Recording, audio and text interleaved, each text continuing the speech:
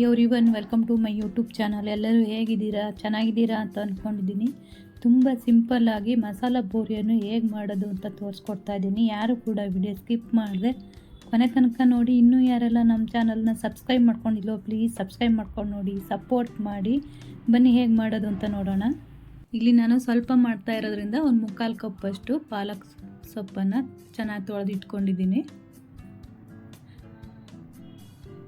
ಇಲ್ಲಿ ಒಂದು ಬಾಣಲೆಗೆ ನೀರು ಬಿಸಿ ಮಾಡಲಿಕ್ಕೆ ಇಟ್ಟಿದ್ದೆ, ಅದಕ್ಕೆ ತೊಳೆದಿಟ್ಕೊಂಡಂಥ ಪಾಲಕ್ ಸೊಪ್ಪನ್ನು ಹಾಕ್ಕೊಳ್ತಾ ಇದ್ದೀನಿ. ಇದಕ್ಕೆ ಇವಾಗ 1 ಸ್ಪೂನಷ್ಟು ಸಕ್ಕರೆ ಹಾಕ್ಕೊಳ್ತಾ ಇದ್ದೀನಿ. ಸ್ವಲ್ಪ ನಿಂಬೆಹಣ್ಣು, ಅಂದರೆ ಕಲರ್ ಹಾಗೆ ಇರಲಿ ಅಂತ ಹೇಳಿ. ಒಂದ್ಸಲ ಚೆನ್ನಾಗಿ ಮಿಕ್ಸ್ ಮಾಡಬೇಕು. ಈ ಥರ ನೋಡಿ, ಈ ಥರ ಇವಾಗ ಬಿಸಿಯಾಗಿದೆ. ಇದು ಇಷ್ಟಾದರೆ ಸಾಕು. ಇವಾಗ ಒಂದು ಪ್ಲೇಟಿಗೆ ತೆಗೆದಿಟ್ಕೊಳ್ತಾ ಇದ್ದೀನಿ. ನೋಡಿ, ತಣ್ಣಗಾಗಬೇಕಿದು. ಇವಾಗ ಮಿಕ್ಸಿ ಜಾರ್ ತಗೊಂಡು ಪಾಲಕ್ ಸೊಪ್ಪು ಮತ್ತು ಇದು ಪುದೀನ ಸೊಪ್ಪು ಒಂದು ಹಿಡಿಯಷ್ಟು, ಟೈಟಾಗಿ ಒಂದು ಹಿಡಿಯಷ್ಟು ಪುದೀನ ಸೊಪ್ಪು ಹಾಕ್ಕೊಂಡಿದ್ದೀನಿ. ಒಂದು 5 ಮೆಣಸಿನ್ಕಾಯಿ ಹಾಕ್ಕೊಳ್ತಾ ಇದ್ದೀನಿ. ನೀವು ಎಷ್ಟಾದರೂ ನಿಮ್ಮ ಖಾರಕ್ಕೆ ಅನುಗುಣವಾಗಿ ಹಾಕ್ಕೋಬೋದು.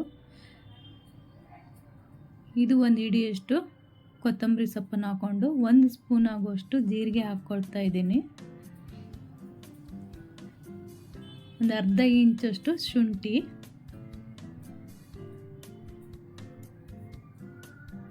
ಇವಾಗ ಇದನ್ನು ಮಿಕ್ಸಿ ಮಾಡ್ಕೊಂಡು ಬರ್ತೀನಿ. ಸಣ್ಣದಾಗಿ ರುಬ್ಕೊಬರಬೇಕು. ರುಬ್ಬಿ ಆಗಿದೆ ಇವಾಗ ನೋಡಿ.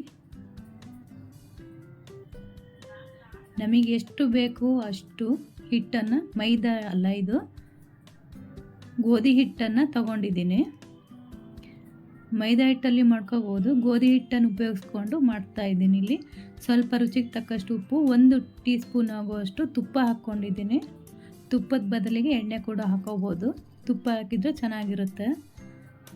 ಇದು ಗೋಧಿ ಹಿಟ್ಟನ್ನು ತಗೊಂಡು ಅದಕ್ಕೆ 1 ಸ್ಪೂನ್ ಆಗುವಷ್ಟು ತುಪ್ಪ, ರುಚಿಗೆ ಉಪ್ಪು ಮತ್ತು ನಾವು ರುಬ್ಬಿಟ್ಕೊಂಡಂಥ ಮಸಾಲೆ, ಅದಕ್ಕೆ ಇವಾಗ 2 ಸ್ಪೂನ್ ಆಗುವಷ್ಟು ಚಿರೋಟಿ ರವೆಯನ್ನು ಹಾಕ್ಕೊಂಡು ಮಿಕ್ಸ್ ಮಾಡ್ಕೊಳ್ತಾ ಇದ್ದೀನಿ. ಇದನ್ನು ಇವಾಗ ಚೆನ್ನಾಗಿ ಒಂದು ಸಲ ಮಿಕ್ಸ್ ಮಾಡಿಕೊಂಡು ಸ್ವಲ್ಪ ನೀರು ಹಾಕ್ಕೊಂಡು ಗಟ್ಟಿಯಾಗಿ ನಾದ್ಕೋಬೇಕು. ಸ್ವಲ್ಪ ಚಪಾತಿ ಹಿಟ್ಟಿಗಿಂತ ಗಟ್ಟಿ ಇರಬೇಕು.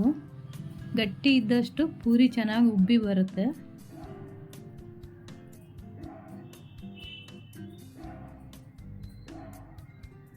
ನೋಡಿ, ಇಷ್ಟು ಗಟ್ಟಿ ನಾದ್ಕೊಂಡಿದ್ದೀನಿ.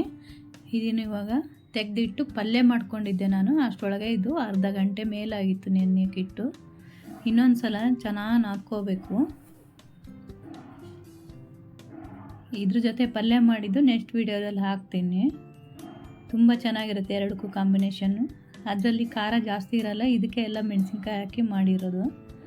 ನಿಮಗೆ ಎಷ್ಟು ದೊಡ್ಡದು ಬೇಕು, ಎಷ್ಟು ತೆಳು ಬೇಕು, ಎಷ್ಟು ದಪ್ಪ ಬೇಕು ನೋಡಿಕೊಂಡು ಈ ಥರ ತಗೋಬೇಕು ಹಿಟ್ಟನ್ನು. ನಾನಿಲ್ಲಿ ಒಂದು 6 ಆಗೋಷ್ಟು ಮಾಡ್ಕೊಳ್ತಾ ಇದ್ದೀನಿ, ಎಲ್ಲ ಉಜ್ಕೊಳ್ತಾ ಇಲ್ಲ. ನೀವು ಎಣ್ಣೆ ತುಪ್ಪ ಏನಾದರೂ ಹಾಕ್ಕೊಂಡು ಉಜ್ಕೋಬೋದು. ನಾನಿಲ್ಲಿ ಗೋಧಿ ಹಿಟ್ಟನ್ನೇ ಹಾಕ್ಕೊಂಡು, ಇದು ಗಟ್ಟಿ ಇರೋದ್ರಿಂದ ಜಾಸ್ತಿ ಹಿಟ್ಟು ಹಿಡ್ಸೋದಿಲ್ಲ ಉದ್ಲಿಕ್ಕೆ. ನೋಡಿ, ಇಷ್ಟಾಗಲ ಇಷ್ಟು ದಪ್ಪ ಉದ್ಕೊಂಡಿದ್ದೀನಿ. ತುಂಬ ಚೆನ್ನಾಗಿರುತ್ತೆ, ಒಮ್ಮೆ ಟ್ರೈ ಮಾಡಿ. ಮಸಾಲೆ ಹಾಕಿರೋದ್ರಿಂದ, ಖಾರ ಹಾಕಿರೋದ್ರಿಂದ ತಿನ್ಲಿಕ್ಕೆ ಹಾಗೆ ಚೆನ್ನಾಗಿರುತ್ತೆ. ಎಣ್ಣೆ ಕಾದ್ಮೇಲೆ ಎಣ್ಣೆ ಹಾಕಿ ಈ ಥರ ಪ್ರೆಶ್ ಮಾಡ್ತಾ ಬೇಯಿಸ್ಕೋಬೇಕು. ಪ್ರೆಶ್ ಮಾಡಿದ ತಕ್ಷಣ ಉಬ್ಬಿ ಬರುತ್ತೆ ಅದು.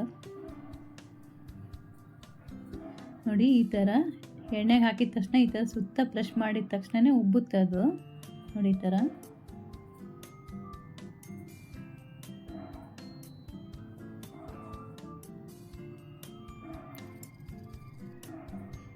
ಎರಡು ಸೈಡು ಚೆನ್ನಾಗಿ ಬೇಯಿಸ್ಕೊಂಡು ತಗೋಬೇಕು.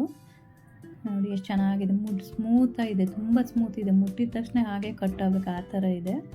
ತುಂಬ ಚೆನ್ನಾಗಿರುತ್ತೆ. ನೆಕ್ಸ್ಟ್ ವೀಡಿಯೋದಲ್ಲಿ ಪಲ್ಯ ಹೇಗೆ ಮಾಡೋದು ಅಂತ ನೋಡಿ. ತುಂಬ ಚೆನ್ನಾಗಿದೆ. ವಿಡಿಯೋ ಇಲ್ಲಿಗೆ ಎಂಡ್ ಮಾಡ್ತಾ ಇದ್ದೀನಿ. Thank you for watching.